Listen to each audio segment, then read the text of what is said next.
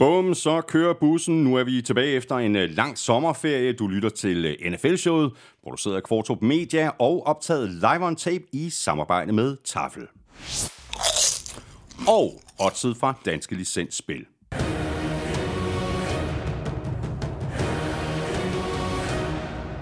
Husk, at man skal være minimum 18 år og spille med omtanke.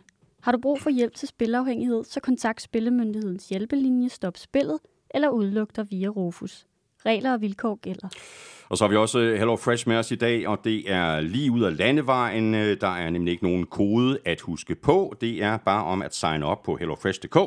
Og hvis du gør det, så kan du lige nu spare helt op til 959 kroner og få en gratis snack/dessert med i hver eneste bestilling i 3 måneder. Mere om det tilbud lidt senere her i udsendelsen. Elming, længe siden. Rigtig godt at se dig, og jeg håber, du har haft en god sommer. Haft en skøn sommer. Der har været lidt ferie, lidt sommerhus og så videre. Og så lidt Vuelta.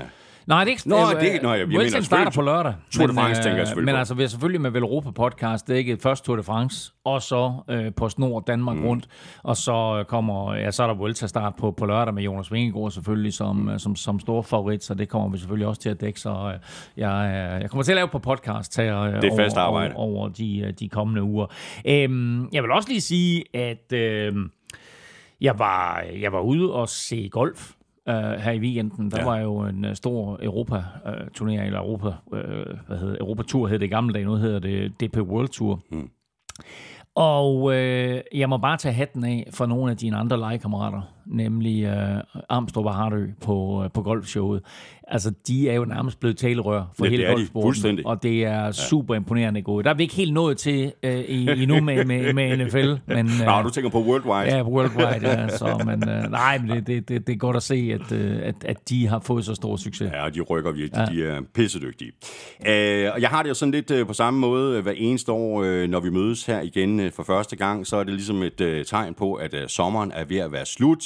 Det er selvfølgelig lidt træls, men nu er der ikke noget, der er så skidt, at det er ikke godt for noget, fordi det betyder jo samtidig, at nu kan vi se frem til NFL. Ja, når man lige kigger ud af vinduet, så må vi også sige, at sommeren er ikke helt slut. Ej, så får vi sådan en halv Indian sommer her med nærmest 30 grader over hele landet, solen skinner, og jeg har siddet på altanen her til formiddag og glædet mig til at komme indendør. for at tale NFL med dig. Så nu må det faktisk godt sådan gå hen og blive overskyet og kedeligt, så vi med sindsro kan tænde for NFL i flimmerne og blive underholdt med vilde kast og store tacklinger. Bare, du ved, NFL is back, baby, og det glæder vi os meget til. Ja. Spørgsmålet er, hvad du glæder dig allermest til her i den nye sæson, udover at se, om Jaguars kicker Cam Little, han kan sparke en 70-yarder igen, altså når det gælder. Hæft, man, så du det? Ja, det var da vanvittigt. Det var helt vanvittigt. 70 yards field goal. 70 yards field goal. Altså, det er jo rekord. Det er det længste field goal, der er sparket i NFL's historie, og så tæller det ingen steder, fordi det er preseason. Men det var ikke sådan, så den var ikke bare lige hen over overlæggeren. Han har et monsterben, ham der, og så bringer alle selvfølgelig også, men pokker af Cam Little, hvorfor har vi ikke hørt om ham før? Han har måske stået i skyggen sådan lidt af nogle andre kickere, og så begynder folk jo sådan at tjekke lidt op på ham, hvem er han, og så videre. Og så kommer det jo frem, hvilket jeg synes er fuldstændig vanvittigt. Han har aldrig brændt et ekstra point i sin karriere. High school 24 for 24, college 129 for 129, og sidste år, sin første sæson i NFL, 35 for 35. Det er stabilt. Ja, det er sådan rimelig imponerende, ikke? Altså, så han kunne godt her i år spille sig ind i den der samtale om ligaens bedste kicker, hvis han fortsætter det niveau her. Han er draftet af Jaguars sidste år i 6. runde, og så vandt han, der var sådan en kicker battle i camp, som han vandt, men han fløj jo under radaren, kan man godt sige, sammen med resten af Jaguars, fordi de havde en lidt dårlig sæson, ikke? Men nu skal der lov for, at han har sat sig selv på NFL-landkortet, og her i preseason jo forløbig. Hvad er det store samtaleemne, på trods af, at de jo også har Travis Hunter, ikke? Jo, præcis. Så, jeg vil lige sige apropos kicker, så Justin Tucker, som jo holder den officielle rekord på 66 yards i NFL, som er sat i en grundspilskamp mod Lions for et par år tilbage, han har fået 10 spilledages karantæne for utillig opførsel, og han er uden hold lige nu, og i stedet så har Ravens jo måske fundet deres nye guldben i Tyler Loop, som lavede 5 field goals i lørdags mod Cowboys, og efterfølgende bare blev udnævnt til Ravens nye kicker. Ja, præcis. Så der er nye tider i Baltimore. Og nu nævnte du lige Travis Hunter. Det bliver rigtig fedt at følge ham, altså både på offense og defense, og i det hele taget er der mange ting, vi kan se frem til. Jeg glæder mig for eksempel rigtig meget til at se Aaron Rodgers og finde ud af, hvor meget han har tilbage i tanken. Eagles, de så fantastisk stærke ud sidste år. Spørgsmålet er, om de fortsætter, hvor de slap. Og så har vi altså hele 7 nye head coaches, som det også bliver rigtig spændende at følge. Ja, det er jo sådan lidt en pose blandet bold, så Pete Carroll er tilbage som head coach nu for Raiders. Han bliver altså 74 lige i starten af sæsonen, og dermed så er han den ældste head coach i NFL ever. I den anden ende af spektret, der har du en Kellen Moore for New Orleans Saints. Han er under halvt så gammel, lige blevet 36, men kommer fra Super Bowl-mestrene fra Eagles. De 2 mest spændende navne er jo nok Ben Johnson, den offensive mastermind fra Detroit, som nu skal være head coach for Chicago Bears, og ikke mindst Caleb Williams, som så godt ud, Caleb Williams her i sin første optræden i preseason med Ben Johnson. De 2 lader til at have fået en rigtig god kemi allerede. En anden offensiv guru har også fået et head coach job, nemlig Liam Cohen, der kommer til fra Buccaneers, og nu skal være head coach for Jaguars.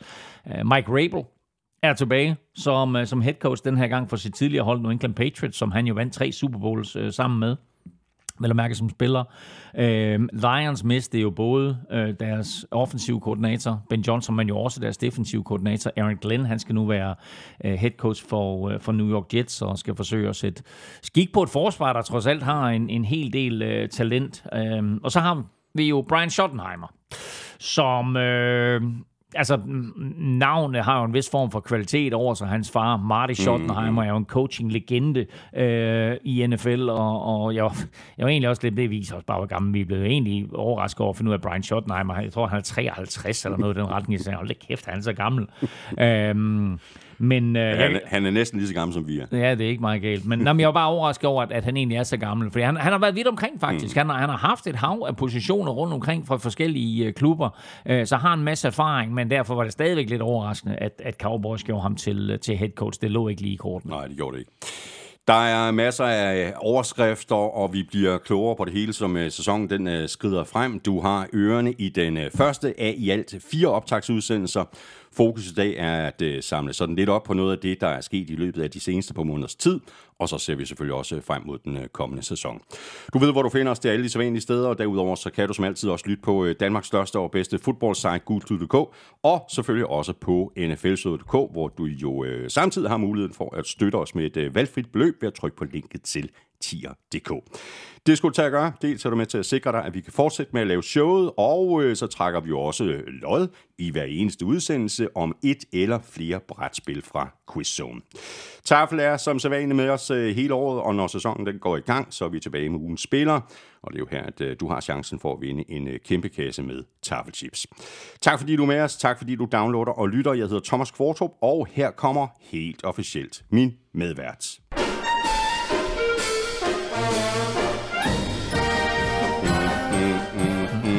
Og jeg spiller ikke Cowboys Fight Song for at tale Schottenheimer. Nej, hvorfor spiller du så Cowboys Fight Song? Jamen, jeg tænker, for det første så er det jo en god gammel klassiker. Ja. Og så er det vel i virkeligheden også ved at være sådan... Den eneste mulighed for at spille Cowboys Fight Song hele året.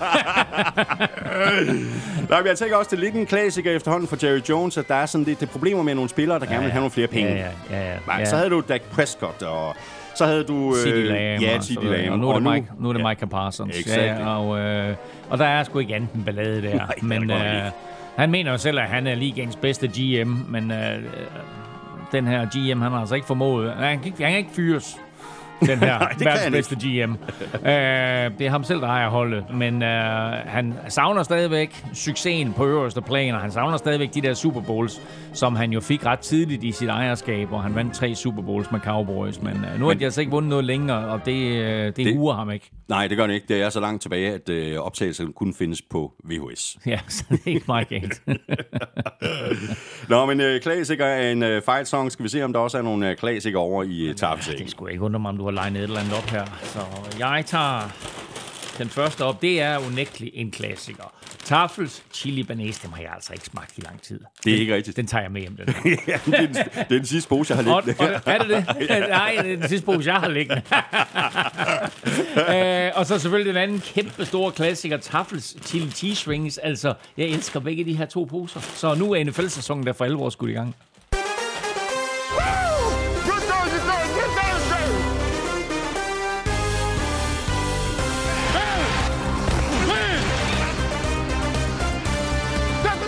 Ja, nu begynder det nemlig for alvor at lugte af rigtig football training camp, og preseason er i fuld gang, og kampen om de endelige pladser på holdene spidser til. Hvem er inde? Hvem bliver cuttet? Det bliver vi alle sammen klogere på i løbet af de kommende uger.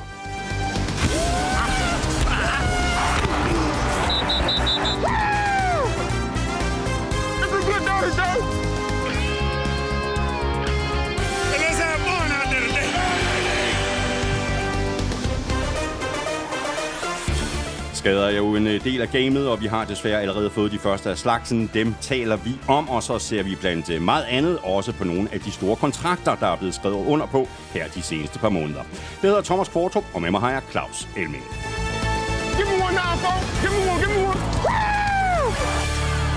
Elming, der er jo masser at tale om, men inden vi sådan for alvor går i gang, så skal vi jo have sat gang i quizzerne, men allerførst, så kunne jeg faktisk godt tænke mig lige og runde jeres fodboldrejser på gulklud.dk, altså både dem til USA, men også til de kampe, der bliver spillet her i Europa. Er der stadig billetter at få? Ja, altså kampen er jo mere eller mindre udsolgt over hele Europa, så der er jo ikke som sådan billetter at få, hvis man går ind på det normale marked. Og der er vist til nogle af London-kampene, men der er udsolgt, og det er jo vildt med NFL, der ligger 6 kampe i Europa i år, ikke? Så du har en kamp i Dublin, så har du 3 kampe i London, så har du en kamp i Berlin, og så en kamp i Madrid.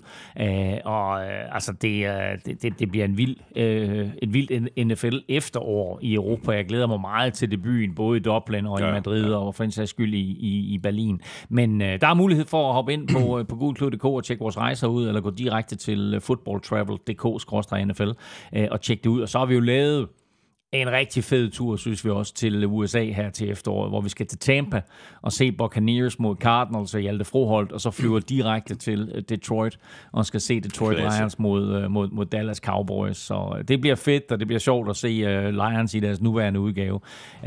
Og jeg er sikker på, at der er mange Lions-fans, som med det her i mente, vi lige talte om, at de har mistet begge deres koordinatorer jo, måske sådan er lidt bekymret for sæsonen, ikke? Altså, vi har et hav af dygtige spillere, men hvor efterlader det men her også? Man så jo effekten af at miste både den offensive og defensive koordinator på én gang med Eagles. Præcis. Det gik ikke så godt. Nej, det gik ikke så godt, og de havde lige et år der, hvor det hele det ikke rigtig spillede, så skal der lov for, at de kom tilbage for fuld hammer. Men spændende at se, hvad der sker med Detroit Lions. De har trods alt stadigvæk Campbell som head coach og Jared Goff som quarterback, så de 2 er der. Endnu en rigtig god grund til at smutte omkring gulklud.dk. Der er masser af fodboldrejser, dem kan du kigge på, mens du jo samtidig kan blive opdateret på alt om NFL. Nu skal vi quizze. Vi skal have quizzen! Det er tid til quiz. Elming, som du kan se, så sidder jeg allerede klar med pen og papir. Ja, godt. Og lidt senere i dag, så skal vi tale om de nye medlemmer af Hall of Fame. Og et af de medlemmer, som kommer ind, som i den grad fortjente det er tight end Antonio Gates. Han scorede 116 touchdowns i sin karriere. Det gør ham faktisk til den 7. mest scorende spiller. Den spiller, der har grebet 7. flest touchdowns. Okay. Så hvilke 6 spillere har grebet flere touchdowns end Antonio Gates? Jeg skal lige Jerry Rice op her. Ja, den er stensikker. 6 spillere har grebet flere touchdowns end Antonio Gates. Okay, du får lige den her. Can't do it. Sådan der. Men jeg kan godt komme med nogle bud. Jeg kan godt komme med en del bud, faktisk. Men om de er rigtige, det får vi at se. Du skal heller ikke snydes. Jakob Questionmark Hansen, han har sædvanen tro budt ind med 2 forskellige quizzer. Ja, tak. Den første, den hedder Her har I mig tilbage. Ja, tak. Og den anden hedder Hvem er jeg? Okay. Nå. Her har I mig tilbage, og hvem er jeg? Jeg tror, jeg tager Hvem er jeg? Det er et godt bud, fordi som Jakob skriver, en ny sæson er tid til nye begyndelser, og måske også for quizzen. I denne uge ser quizzen i hvert fald lidt anderledes ud, fordi nu kan du, Claus, vælge, hvor mange ledetråde du ønsker at få, inden du kan gætte spilleren, som det handler om.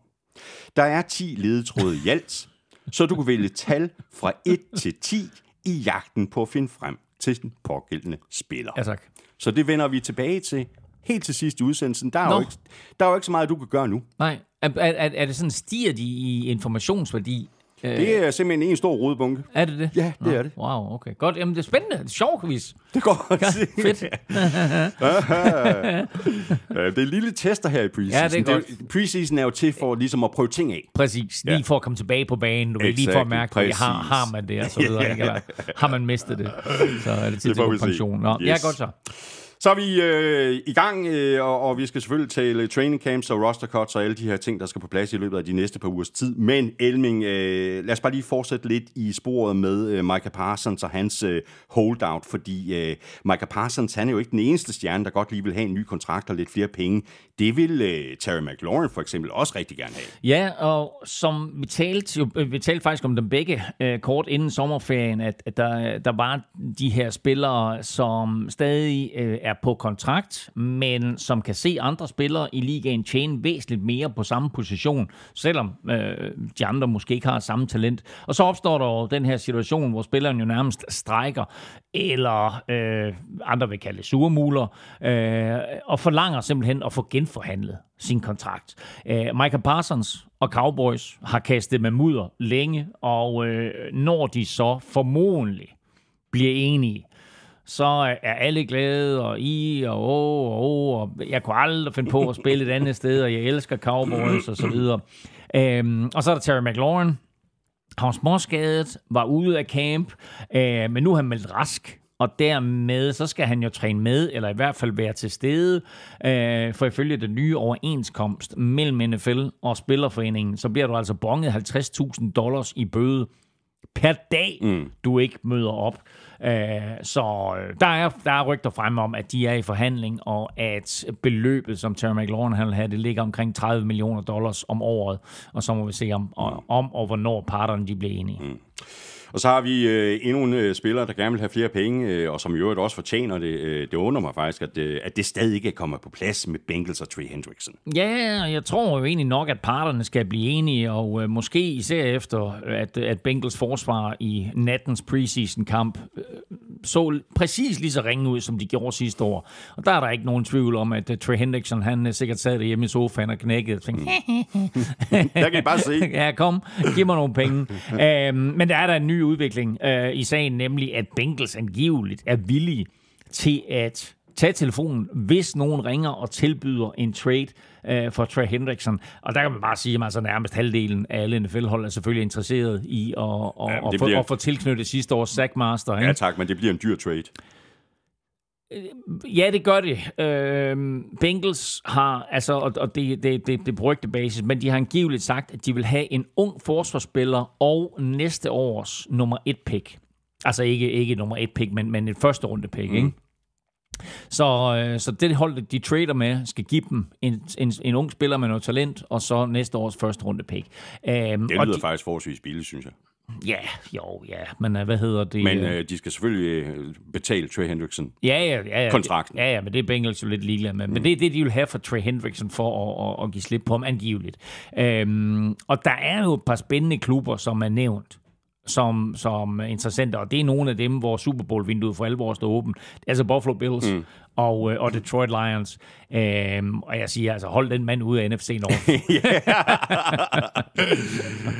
Nu nævner du jo lige Bills og en anden spiller, som vi lige kan nævne her, som også ønsker sig en ny og større kontrakt. Det er nemlig Bills running back James Cook, der lavede sådan en såkaldt hold-in. Altså han mødte op i træningslejren, men signalet var klart, I want more money. Ja. Og det fik han så. Ja, og det kan man jo godt forstå, fordi han tangerede jo O.J. Simpsons touchdown-rekord for Bills sidste år, og var på banen enten som running back eller som receiver på omkring halvdelen af alle spillene.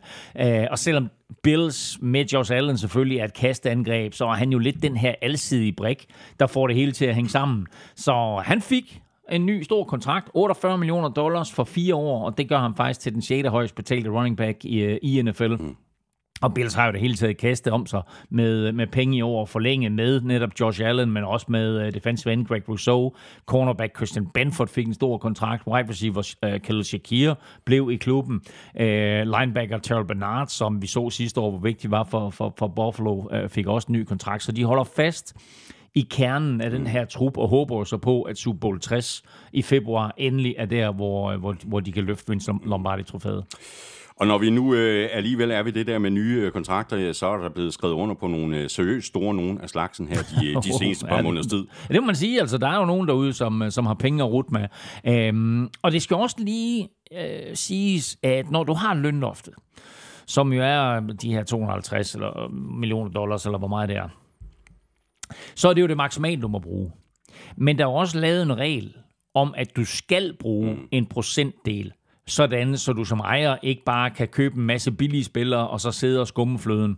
Du skal over en 4-årig periode bruge mindst 95% af lønloftet. Så det vil sige, at der er jo nogle klubber, som sidder og tænker enten, okay, vi skal have nogle nye spillere ind, som vil give store kontrakter, eller vi har måske nogle spillere på vores eget holdkort, som fortjener simpelthen en opgradering af kontrakten. Og der var der altså nogle spillere, som fik ekstra lommepenge her i preseason. Lommepenge. Sauce Gardner, cornerback for New York Jets, 4 år, $120,4 millioner. Det gør ham til den højst betalte cornerback i NFL's historie med gennemsnitsløn på 30,1 millioner. Trey Smith, guarden fra Kansas City Chiefs, som jo først var franchise-tagget, og så lod Chiefs Joe Thuney gå og satte butikken på Trey Smith, der han får altså 4 år, $94 millioner med 70 millioner garanteret. Det gør ham til den højst betalte guard i NFL. Det er altså en ung dreng, som er kommet lidt out of nowhere, og pludselig bliver den højst betalte. Og så selvfølgelig Saquon Barkley fra Eagles, running back, 2 år, $41,2 millioner med $36 millioner garanteret. Det giver ham en gennemsnit på $20,6 millioner. Den højst betalte running back i ligaens historie. Selvfølgelig efter en exceptionel 2024-sæson, hvor han blev den 9. running back til at løbe for over 2.000 yards, og jo bare katalysatoren i det her Eagles-angreb bag også en fabelagtig linje i øvrigt. Og så er der jo et Chargers Rashawn Slater, og ham kan vi lige vende tilbage til det senere. Det kan vi.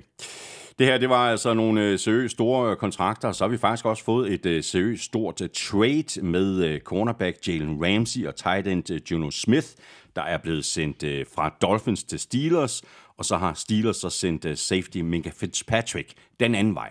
Ja, altså en interessant handel jo, fordi Dolphins sendte Jalen Ramsey og tight end Geno Smith plus et 7. runde pick i 2027, altså om 2 år, til Pittsburgh, som så sendte Minkah Fitzpatrick og et 5. runde pick i 2027, altså om 2 år, den anden vej. Så i bund og grund så er de her 2 spillere for 1 spiller. Og jeg ved ikke helt, hvad jeg skal sige til den handel. Minkah vender hjem til Miami, hvor hans karriere begyndte, og Geno Smith bliver genforenet med offensive coordinator Arthur Smith. De 2 var jo sammen både i Titans og Falcons, og Geno Smith har angiveligt en kæmpe stjerne hos Arthur Smith. Geno Smith havde i øvrigt sådan lidt en sæson sidste år, hvor han fløj under radaren på trods af, at han producerede ganske fint. 88 catches for små 1000 yards og 8 touchdowns, og nu skal han så til Pittsburgh og spille med Aaron Rodgers, for vi ved, hvor meget Aaron Rodgers han kan lide sine tight ends, så han kunne godt få en god sæson. Og nu begynder vi altså sådan for alvor at kunne lugte sæsonstarten. Der er for længst blevet taget hul på training camps. Preseason er også i fuld gang, og vi har også de her joint practices mellem holdene. Og det er jo en meget god test for spillerne og for trænerne at komme til at stå over for et forsvar eller et angreb, som man normalt ikke står over for. Og så kan man altså lige få testet en masse ting af. Ja, og mange af de her hold, de laver førsteholdene træne mod hinanden op til en preseason-kamp.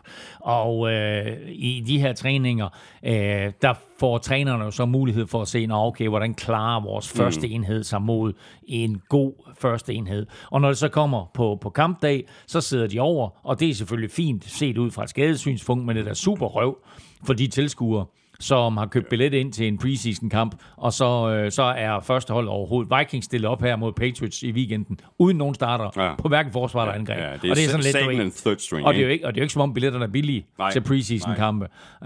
De bliver måske ikke pumpet op så vildt, som de gør til normale kampe, men du betaler en face value, som er fuldstændig identisk med, du betaler til normale kampe. Så det er sådan anden og tredje rangspillere, der løber rundt ud på banen. Der har været nogle situationer her undervejs allerede i preseason med de her hold, der har trænet mod hinanden, hvor der så opstod slagsmål. Og så du ved, det mener, de skal have, 4 træninger mod hinanden, eller 6 træninger mod hinanden i en uge. Så efter 2, så siger de, nej, vi aflyser resten. det går sgu ikke, det her. Så der opstår nogle fnider. Der har hørt også været nogen, både Patriots har haft slagsmål internt. Jeg så lige, at Titans har haft slagsmål internt. Rookie quarterback Cam Ward var oppe og toppes med en defensive lineman, og så jeg, at Bengals var oppe, deres rookie defensive end, Shamar Stewart, havde åbenbart var kommet til at ramme Joe Burrow eller et eller andet, ikke? Og det er selvfølgelig virkelig, virkelig tåbeligt, når Joe Burrow, han løber rundt med en rød trøje, og man ved, du må ikke ramme ham, men det siger måske også alt om, hvor elendig den offensive linje er for Bengals, men der opstår mange sjove ting i de her training camp og de her fælles træninger. Ja. Og nogen formår altså at komme igennem en uge, og så virkelig give den gas mod hinanden på banen i selve preseason-kampen. Og andre, du ved, der må man bare sige, der opstår der altså noget fnider, der gør, at man ender med at aflyse træningerne. Og så er der jo altså kæmpe stor forskel på de enkelte hold. Lige nu der er der en del hold, der har sådan lidt ekstra udfordringer sammenlignet med andre hold. Altså de hold med nye head coaches for eksempel, som vi har talt om. Måske et nyt system. Der er også mange hold, der har fået ny defensiv eller offensiv koordinator. Og så er der altså lige holdene, der har planer om at starte den nye sæson med en rookie quarterback.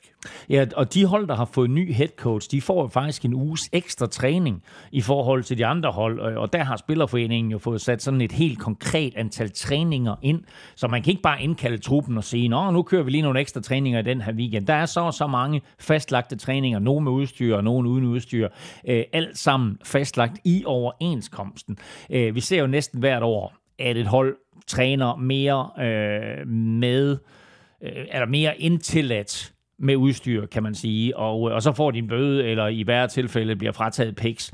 Men der er altså kun så mange træninger til rådighed, og for at en ny head coach skal have lov til at køre sit system ind, så får han altså den her ekstra uge at lege med, og der drejer det sig om, og vil sige bare om at være effektiv, fordi altså en uge er ikke vanvittigt meget, men altså det er sådan den er skruet sammen, den her overenskomst. Med hensyn til rookie quarterbacks, så er det vel kun lige nu Tennessee Titans, der starter en rookie, nemlig Cam Ward, som er clear-cut number 1, fordi Will Levis jo er blevet skadet og er færdig for sæsonen. Så kan du argumentere for, at Vikings i princippet starter en rookie, der J.J. McCarthy, han jo sad ude hele sidste år. Giants rookie quarterback Jackson Dart har set rigtig, rigtig godt ud her i preseason, så han presser på for spilletid. Og det samme kan man sige med Shedeur Sanders i Cleveland. Men han kan jo vise sig at være et kæmpe stil for Browns på den lange bane. Men i går, der meldte Browns altså ud, at det bliver 40-årig, eller 41, eller hvor gammel han nu er, ikke? Joe Flacco, der kommer til at starte sæsonen på quarterback for dem. Og så må vi se, hvad der sker med alle deres quarterbacks. Shedeur har set godt ud. Joe Flacco starter, så er der ham, den anden rookie, Dylan Gabriel. Han har set knap så godt ud. Så har du Kenny Pickett, så har du Deshaun Watson. Der er vist også en eller anden undrafted rookie i training camp, så det er jo helt vanvittigt, hvad de har af quarterbacks. Men det er altså Joe Flacco, der kommer til at starte. Så har du Tyler Shough i New Orleans. Altså, han kunne godt starte fra dag 1, men det er ikke fordi, han har imponeret indtil videre. Jeg synes faktisk, han er blevet udspillet af både Spencer Rattler og hvad de ellers har i New Orleans. Så nu må vi se. Lige nu, altså som sagt, ligner Cam Ward bliver den eneste rookie starter fra dag 1. Og nu nævner du det her med Browns, og at de har rimelig mange quarterbacks på rosteret, og der er jo med næsten statsgaranti nogle af dem, der bliver nødt til sådan ligesom at forlade etablissementet, og måske se, om de kan finde sig en anden klub. Fordi det er altså lige præcis nu, her i løbet af de kommende uger, at nettet sådan for alvor begynder at stramme til i forhold til de her roster spots. Altså, hvem kommer med på det endelige hold, hvem bliver sorteret fra, hvem havner på practice squad.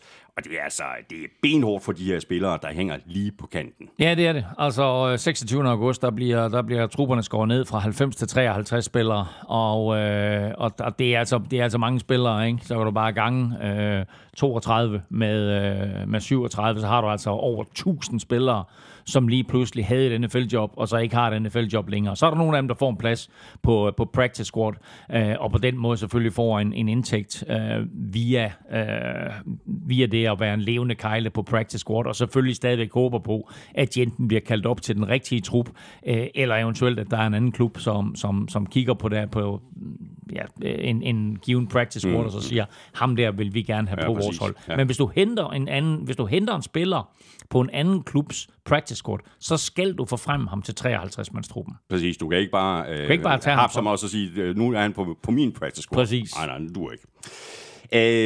Og Elming, jeg tror også, vi taler om det her sidste år. Holdene, de har selvfølgelig mulighed for sådan at, hvad skal vi sige, i citationstegn, gemme nogle spillere væk, så de ikke tæller med her og nu, altså når roster skal barberes ned til de her 53 spillere, og det sker faktisk i næste uge, den 26. august. Ja, helt præcis på næste tirsdag, den 26. august kl. 22, der skal trupperne være skåret ned til 53 spillere. Du kan godt have færre spillere, og så forsøge at supplere truppen i dagene lige efter ved enten at lægge billet ind på kortede spillere, eller måske hente nogle free agents ind. Det er så, det er dagen efter den 27. Der skal du lægge billet ind på de her forskellige spillere, du nu har interesse i, og så skal du samle din practice squad. Så den 26. der bliver der cuttet en masse spillere. Den 27. altså onsdag næste uge, der er der en masse spillere, som får lov til at komme på practice squad. Og practice squad består for hver enkelt NFL-hold i år af 16 spillere. Det var noget, der startede under corona, men det har NFL altså valgt at holde fast i. Så 16 spillere, og det kan faktisk være 17 spillere, hvis du hiver en international spiller ind. Så der er altså mulighed for, med det, man kalder International Pathway, at få en ekstra 17 spillere i training camp der. Og så onsdag kl. 22 er der en anden interessant deadline for alle de spillere, der bliver sat på skadeslisten, fordi efter kl. 22, dem, der rører på skadeslisten, de kan spille i sæsonen på et senere tidspunkt. Alle dem, der er på skadeslisten inden kl. 22, de er færdige for sæsonen. Ja. Og der har vi altså allerede oplevet i den her uge et par stykker, som er røget på skadeslisten, og dermed bare får at vide, nå, men ven, du spiller ikke mere i år. Nej. Det kan på mange måder være sådan lidt af et puslespil at få skruet det enkelte hold rigtigt sammen. Her er det også værd at tage kig på nogle af de store navne, der stadig er ledige på markedet. Det gør vi lige om lidt. Og så skal vi selvfølgelig også tale om nogle af de skader, vi desværre allerede har set her, inden sæsonen går i gang. Men før vi gør det, så skal vi lige have trukket lod om 2 udgaver af QuizZone-brætspillet Stories til en samlet værdi af 300 kroner.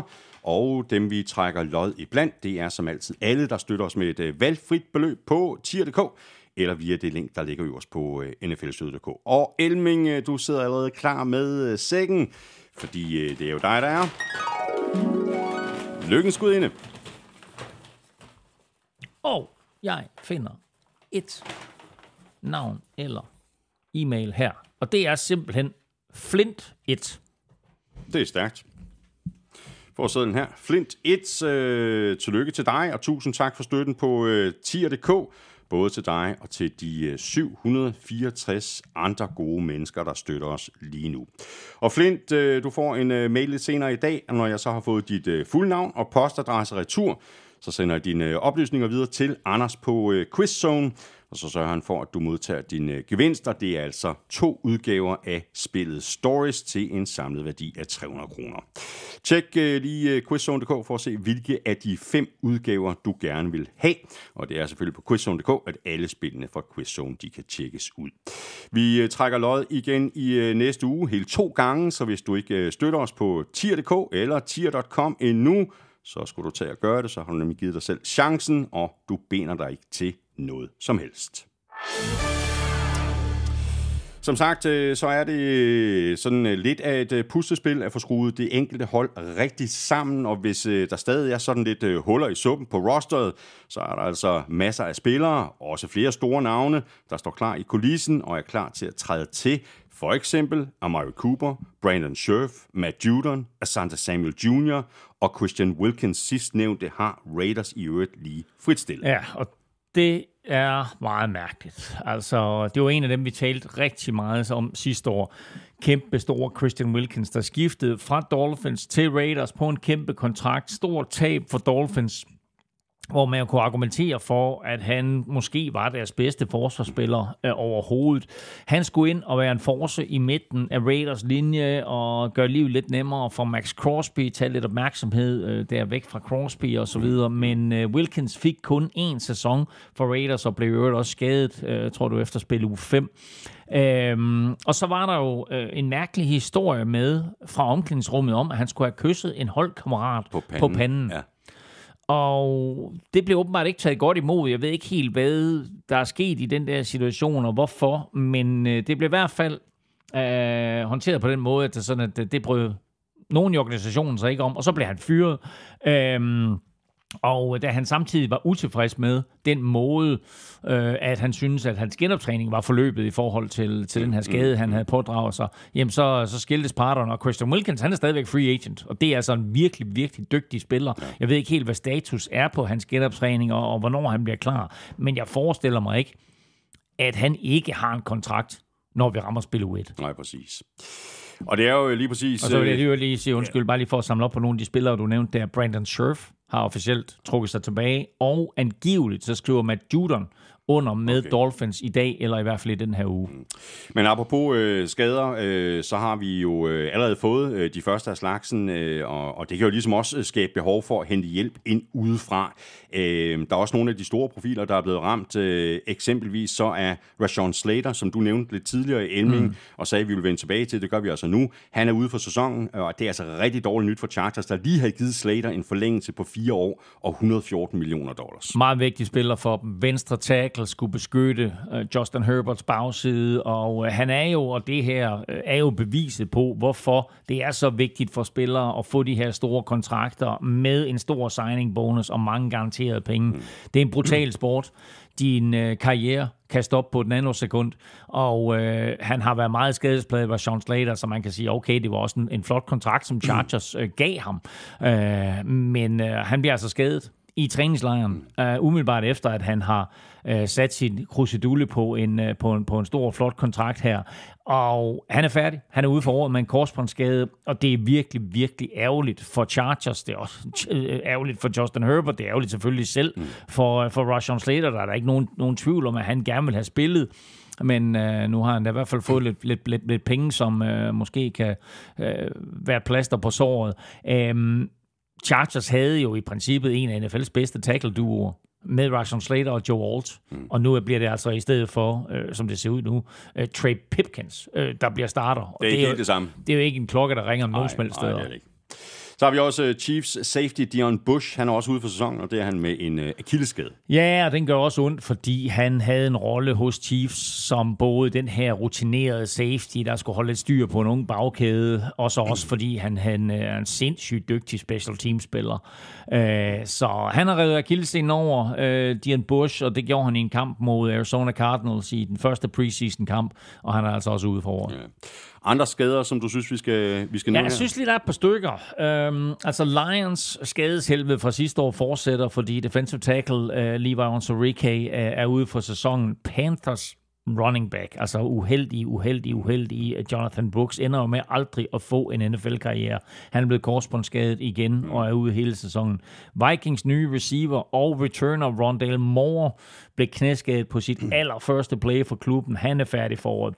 Texans nye, men meget rutineret hardhitter af en safety, CJ Gardner-Johnson, har også fået en knæskade. Han forventes dog at blive klar i løbet af sæsonen. Og så skal man altså lige holde øje med Matthew Stafford, Rams quarterback, fordi Rams har holdt ham ude af alle træninger, og når de bliver spurgt til status på Matthew Stafford, så væver de meget. Der kommer ikke nogen konkrete meldinger, og så pointerede vores gode ven ude i Asien, Jørgen Bak, for mig, at Rams er begyndt at hype Jimmy Garoppolo han spiller virkelig godt, og han og så videre. Og det er bare ikke et godt tegn. Nej, det er det ikke. Det er ikke et godt tegn i forhold til, hvad status er på Matthew Stafford. Så den synes jeg lige, man skal holde øje med. Mm. Så var også en anden skade, jeg godt lige vil nævne, og det er udelukkende, fordi det også er en markant spiller, det er Eagles guard, Landon Dickerson. Han har pådraget sig en knæskade, der så heldigvis ikke ser ud til at betyde, at han ikke kommer til at spille i år, men han bliver næppe klar til åbningskampen mod Giants. Der gik et kollektivt sus igennem hele Eagles fanbase, da Dickerson han gik ned, men altså han skulle blive klar allerede til at spille U1. Vigtigt for Eagles, vigtigt for linjen, vigtigt for Saquon Barkley, vigtigt for Jalen Hurts, en af ligaens absolut bedste guards, vi taler om her, og heldigvis så slap både han og Eagles med skrækken. Så har vi også et par spillere eller 3 med karantæne. Jordan Addison fra Vikings for eksempel. Og hvad ender det hele egentlig med i forhold til Rashee Rice fra Chiefs? Ja, men altså lad os tage Jordan Addison først, fordi han har fået 3 spilledages karantæne, og det betyder, at han sidder udenfor mod Bears, Falcons og Bengals, og så bliver han lige clearet til Vikings 2 kampe i Europa. Steelers i Dublin i uge 4, og Browns i Tottenham i uge 5, og han fik sin karantæne for spritkørsel og for at have indrømmet og indgået et forlig, og dermed så slap han med 3 spilledages karantæne. Rashee Rice, hvis man husker tilbage på sidste år, inden han blev skadet i preseason, laver noget vanvidskørsel, hvor han er årsag til en kæmpe ulykke, som heldigvis ender uden dødsfald. Han står til 10 spilledages karantæne, men det har Spillerforeningen så modsat sig. Og nu kommer Rices sag så først for NFL's disciplinærudvalg i oktober, hvilket betyder, at han får lov til at være med i sæsonstarten, og så spille de 4 første kampe, og det er ikke mod hvem som helst, de her 4 første kampe. Det er altså mod Chargers i Sao Paulo, fredag i spil U1 der. Så er det Super Bowl rematch mod Eagles, så er det mod Giants, og så er det braget mod Ravens. Og så må vi så se, hvor mange spilledags karantæne han så får efter det. Spørgsmålet er, Elming, hvad du har fokus på her i de kommende uger frem mod sæsonstarten. Altså en af tingene er vel at holde øje med lige præcis skader, og om det kommer til at rykke ved, om nogle af de store navne de bliver signet. Og her er det selvfølgelig også værd at huske på, at det ikke er alle hold, der har lige mange penge at gøre godt med. Ja, altså, der er nogle hold, der har det lidt sværere end andre med hensyn til lønloftet, men altså det er jo sådan, at er der en dygtig spiller, eller man indgår en trade for Trey Hendrickson, så skal man jo nok få jongleret rundt med nogle penge, som man har råd til at hente ham ind, og så må man tage skraldet på et senere tidspunkt. Ja. Der er jo nogen kynikere, som siger, at lønloft eksisterer ikke, for man kan altid firkomdigte lidt og få plads på det. Men man kan se jo, hvad der skete med Saints, som jo blev med at skubbe lønloftproblemer foran sig, og så lige pludselig så imploderede det hele. Og det er jo ikke et specielt godt mandskab lige nu. Nu det sidste år, hvor det sådan, at de har lønloftproblemer, og så fra næste år, så kan de gå ud og bruge lige så mange penge som alle mulige andre. Men ja, det ved jeg ikke, hvad holder jeg øje med. Jeg tror personligt, så er det selvfølgelig Vikings. Hvem skal overtage for Jordan Addison hos Vikings, og altså mens han er i karantæne, og hvem bliver deres punt returner nu her med Rondale Moore ude. Og der er jeg sikker på, at alle, der sidder og lytter med, jo har deres eget yndlingshold, og følger med i nogle positionskampe, og holder vågent øje med, hvem der nu vinder de her forskellige positionskampe. Jeg synes jo, det mest interessante er mange af de her quarterback-kampe rundt omkring. Super interessant, som vi lige var inde på med Stafford-situationen, som selvfølgelig er værd at holde øje med, og hvad der sker med Scary Terry, Trey Hendrickson, Micah Parsons, og faktisk også Commanders running back Brian Robinson, som de sparede her i weekenden, og som er meldt ud, at han er altså på trade-blokken, så de shopper ham i øjeblikket. Så har vi faktisk også en række spillere, som har lagt støvlerne på hylden. Derek Carr, som jeg også tror, vi taler om for nogle måneder tid siden. Så har vi Tyron Smith, CJ Mosley, Ndamukong Kungsu, Frank Ragnar, Brandon Graham, Matt Breida og The Honey Badger. The Honey Badger. Og sidstnævnte var sgu lidt et chok, synes jeg. Altså Tyrann Mathieu, The Honey Badger, safety for Saints, Super Bowl vinder med Chiefs, men nu gad han altså ikke mere. Og det gjorde Frank Ragnar heller ikke. Og det synes jeg også er et kæmpe chok. Et stort slag for Lions offensiv linje, at deres Pro Bowl center og limen på linjen lige pludselig trækker sig tilbage. Og det kommer altså i kølvandet på, at Ben Johnson også er væk. Så det er altså markante figurer, der lige pludselig mangler på det her Lions angreb. Cam Newton er i øvrigt også helt officielt nu gået på pension. Og det samme med cornerback Patrick Peterson og Cowboys superguard Zach Martin efter 9 Pro Bowls. 7 gange All-Pro, men 0 Super Bowls. Og så skal vi lige nævne, synes jeg, noget interessant, der er sket i Los Angeles Chargers. Fordi receiver der har haft en del succes, så både Keenan Allen er kommet tilbage til Chargers, og som vi talte om, Mike Williams er kommet tilbage til Chargers, men Mike Williams har altså besluttet sig for at call it quits. Så han har lagt hjelmen på hylden. Han skulle ellers have været det her høje våben for Justin Herbert, men jeg tror, han har opdaget training camp, at hvad ved jeg, tiden måske er løbet fra ham. Ja. Der er unge, stærkere kræfter, som er bedre. Så han har altså besluttet sig for at sige farvel. Så hans comeback i La La Land, det blev meget kortvarigt. Og så må vi se, om nogle af de her spillere, som vi lige har talt om, en dag kan gøre sig håb om at blive indlemmet i Hall of Fame. Nogle af dem har større chancer end andre, men lad os bare lige runde den her del af med at nævne de 4 nye navne, der blev indlemmet i Canton, Ohio, her for et par ugers tid siden den 2. august. Sidste år, der var der 7 spillere, der blev indlemmet, men i år, der var det altså en lille årgang med kun 4 navne. Eric Allen, Jared Allen, Antonio Gates og Sterling Sharp. Ja, lad os starte med Eric Allen, altså en af de bedste cornerbacks, vel egentlig ever, men i hvert fald igennem de sidste 20-25 år. Super solide spillere, som lavede over 50 interceptions, og spillede primært for Philadelphia Eagles. Jeg er ikke engang sikker på, om man spillede for andre klubber end Philadelphia Eagles. Jared Allen var lidt omkring, lavede jo et hav af sacks, og det var uanset, hvor han var. Startede sin karriere i Kansas City Chiefs, kom til Minnesota Vikings, hvor han blev en folkehelt, og sluttede sin karriere af hos Chicago Bears. Og var jo bare en fantastisk spiller og en fantastisk fyr, og en hver quarterbacks mareridt. Så har vi Antonio Gates, jo en af de mest spektakulære tight ends i NFL's historie, der spillede hele sin 16-årige karriere med Los Angeles Chargers. Greb 955 bolde for små 12.000 yards. Ja, og han kunne godt komme på listen. Hvem? Måske Antonio Gates. Ja, det er ham, quizzen handler om. Nå, for fedt, det var også rigtigt. Jeg har bare siddet og hørt en masse navn ned, uden at tænke på, hvem der var nummer 7 på listen. That's funny. Han greb 955 bolde og små 12.000 yards. Begge er Chargers rekorder. Han scorede som sagt 116 touchdowns, flest af en tight end ever. Foran Gronk. Foran Tony Gonzalez. Og så er der nogle navne, der bliver streget nu over potentielle navne. Og som sagt, og vi får snart svar på, hvem de 6 foran ham er. Som sagt, 7. flest i NFL's historie. Og så lige den sidste mand, Sterling Sharp. Jeg ved ikke helt hvorfor. Altså, vidunderlig receiver. Super dygtig. Umulig at dække op. Men en kort karriere. Ja. Spillede, var Brett Favres yndlingsmål, da de to var sammen i Green Bay Packers.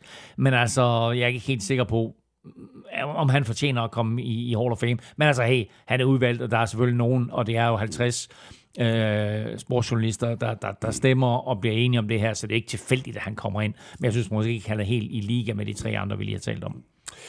Inden vi ser frem mod de 2 udsendelser i næste uge, og inden vi skal have nogle forhåbentlig rigtige svar i quizerne, så skal vi lige omkring Hello Fresh, verdens førende leverandør af måltidskasser, pakket med friske råvarer, leveret lige til døren og super nemt at gå til. Og Elming, det her med, at det er nemt og hurtigt og lige til at gå til, det er jo noget, som jeg ved, du sætter stor pris på. Jeg har det i øvrigt på nøjagtig samme måde. Det er altså forholdsvis fedt at kunne få lave noget ordentligt mad, få noget ordentligt at spise, uden at skulle bruge en krig i køkkenet. Jeg lavede en pastaret i går med noget bacon og nogle cherrytomater. Det tog mig under 20 minutter. Er du også hurtig? At få, jeg synes, der er nogle af de der retter, der er super, super nemme at gå til. Deres chili con carne er måske den allerhurtigste. Altså, du steger noget kød på panden, så hælder du nogle bønner og nogle flåede tomater i, og så er den jo nærmest færdig. Man kan jo gøre det med Hello Fresh også. At du kan jo lige tage, de ingredienser, der kommer, og så bruge det som base. Fordi jeg gjorde faktisk det, da jeg lavede chili con carne her, at jeg lige kom lidt chokolade i. Det må man gerne. Jeg kom lige lidt kanel i, og kom lige lidt øl i. Det må man gerne. Og så i stedet for, at det var sådan en ret, der tog kvarter at lave, så lå det lige stå og simre et par timer. Og jeg vil sige, jeg spiste også dagen efter, og det var endnu bedre dagen efter. Så man kan jo gøre det, som man vil. Man kan bruge det som base, men det er mange hurtige retter imellem. Du plejer at være i Løkken i løbet af sommeren. Fik du pause i dit abonnement, eller ændrede du adressen og fik maden bragt til sommerhuset i det nordjyske? Jeg var faktisk i Løkken 2 gange. Så den første uge, der pauserede jeg det, og den anden uge, der havde jeg faktisk retter med op. Så der kan man også, du ved, så lige sige, okay, fint nok, men hvordan pakker vi lige? Men altså, man kan jo få sendt kassen derhen.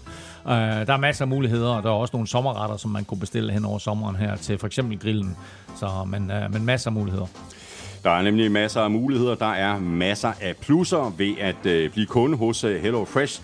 Alle måltider er perfekt doseret til det antal personer, som du har bestilt til, så der er ikke noget madspild, og så slipper du altså også for en masse ture i supermarkedet. Hvis du ikke er kunde hos Hello Fresh endnu, så kommer her lige et par ekstra gode grunde til at blive det. Lige nu der kan du nemlig spare helt op til 959 kroner og få en gratis snack/dessert med i hver eneste bestilling i 3 måneder. Og der er altså ikke nogen kode. Du klikker der bare ind på hellofresh.dk og signer op.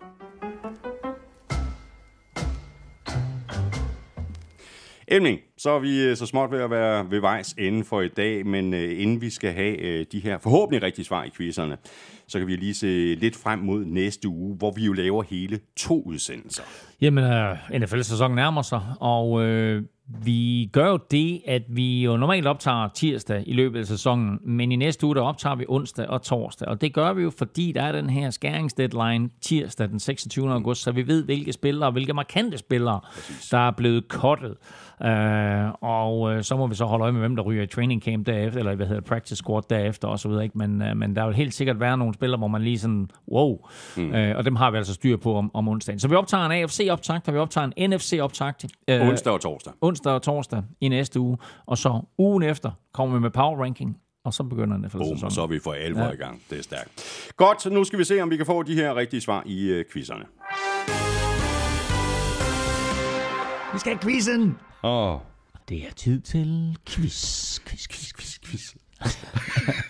Nå, men jeg har skrevet en hulens masse navn op. Ja. Du nævnte lige et par tight ends, som jeg ikke skulle nævne. Det var Gronk, ikke? Det var Gronk. Han har altså i går så kun 92, men det skal så siges, at det her, det er jo kun, det her det er jo kun grundspillet, skal man lige lægge mærke til, når man taler NFL-statistikker. Jamen, altså, jeg tror ikke, det ender på din liste, men det var meget sjovt, ikke? Fordi Gronk er foran Antonio Gates, når du kigger inklusive playoffs. Men når du taler NFL-statistikker, så er de jo delt op på den måde, at man kigger på grundspilstatistik, og kigger du sådan overordnet set og tager det hele med, så er der jo nogle spillere i alle mulige former for kategorier, som overhaler nogle af de store KF'er. Hvem skulle ellers smide? Var det Tony Gonzalez? Gonzo er ude også. Så Gonzo havde 111 touchdowns i grundspillet. Gronkowski havde 92. Okay. Jeg tager lige 3 usual suspects. Ja, tak. Godt, vi lægger ud med Jerry Rice. Nummer 1, 197. Og så er det Randy Moss. Nummer 2, 156. Og Terrell Owens. Nummer 3, 153. Det er dejligt. Det er meget godt gået. Ja, det stopper bare her. Sådan. Så mangler vi 3. Okay. Ja, der er i hvert fald 2 af dem, der er usual suspects. Og så den fjerde er jeg meget glad for, at på os. Usual suspects. Ja. Isaac Bruce, han er ikke dobbelt. Nej. Men det er Larry Fitzgerald. Det er Larry Fitzgerald. Han er nemlig nummer 6. Han havde 121 touchdowns. Mike Evans. Godt bud. Han nærmer sig. Mike Evans er på 105 touchdowns, så han kunne godt indhente Antonio Gates.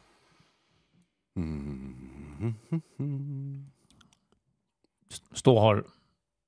2000-tallet med en markant quarterback. Men markant quarterback. Ja. Altså en quarterback, som man taler om. Ikke Tom Brady, men... Det er godt. Så det Coles. Coles, ja. Jeg har ham med den høje pande. Yes, jamen så er det... den sorte klap. Nej, den kommer. Marvin Harrison. Marvin Harrison er fuldstændig rigtigt. Han er nummer 5 på listen med 128. Godt. Så mangler du en, og der vil jeg hjælpe dig og sige, det er grunden til, at jeg spiller i nummer 81, eller ikke spiller. Jeg spillede i nummer 81. Mr. One Hand Catch. Minnesota Vikings. Chris Carter. Ja, stærkt, man. Super godt. Nå, og det er fuldstændig korrekt. Så der havde du de 6, der var foran Antonio Gates. Stærkt. Og så var det den nyskabelse her. Ja, tak. Quizzen, hvem er jeg? Ja, tak. Du skal gætte en spiller. Ja, der er 10 ledetråde. Ja, du vælger bare, hvilke ledetråde du ønsker, og så ser vi, hvor mange du har brug for. Jamen, og så siger du bare ledetråd nummer... apropos 81, så lægger jeg ud med ledetråd 8. Ja. Jeg førte ligaen i passing yards i 2010. Drew Brees. Nej, det er et godt bud, men... nej. Så tager jeg ledtråd 1. Jeg spillede med nummer 17 i hele min karriere. Jake Delhomme. Nej. Steve DeBerg. Heller ikke. Satans. Der er 8 ledtråd mere. Ledtråd 3. Ja. Jeg blev draftet i første runde i 2004. Jeg blev draftet i første runde i 2004. Mm-hmm.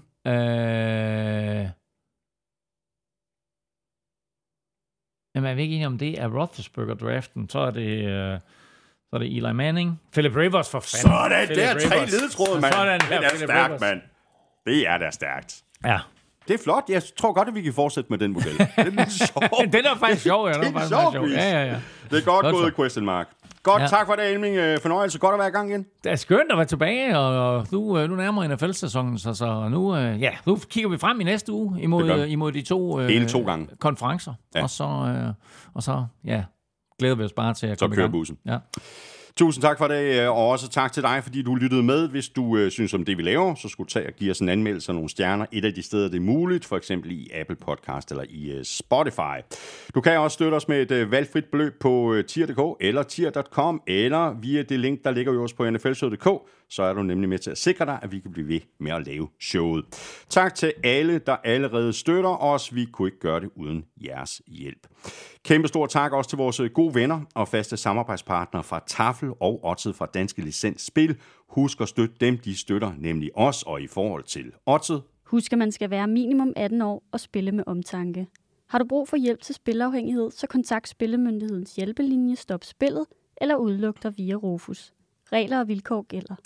Husk også lige at tjekke tilbuddet fra HelloFresh. Det er bare at klikke dig ind på hellofresh.dk og tjekke udvalget ud. Og hvis du signer op, så kan du altså lige nu spare helt op til 959 kroner og samtidig få en gratis snack eller dessert med i hver eneste bestilling i 3 måneder.